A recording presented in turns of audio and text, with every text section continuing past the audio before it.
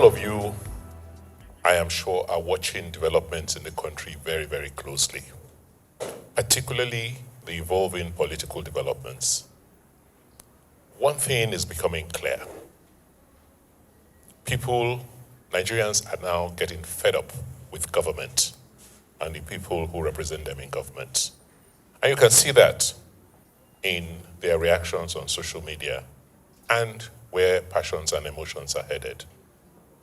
So, for us as government, and representatives of our people, I believe we will be hurting ourselves a lot if we fail to ignore these changes that are occurring and believe that things are still the same. That we've seen it before, where the ones are here.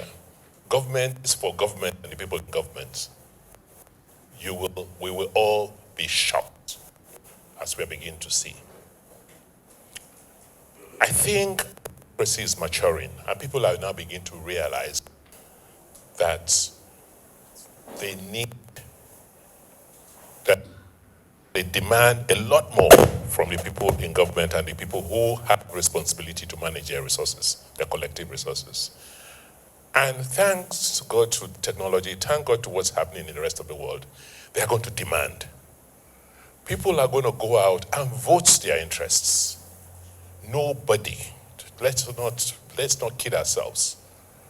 Nobody, no political party today can, thumb their chest and say, next elections, we will have clear victory. Because people are watching.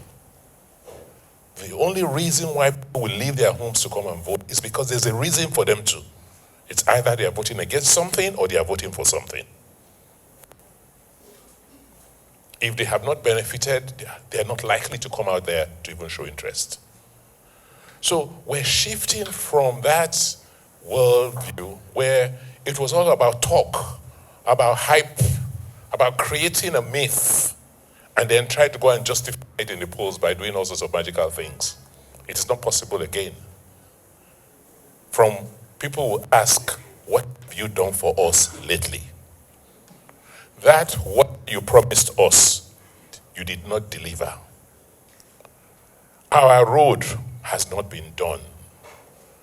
Look at floods, how it's ravaging us, and you want us to vote for you? You think we are fools? That's how people are going to react.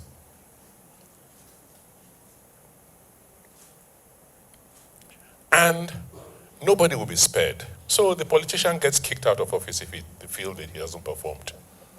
The new group of people will come in. They will not spare the civil servants either. They will put pressure on them. We are fortunate in Edo that we have laid out a roadmap. We saw this coming and we anticipated it.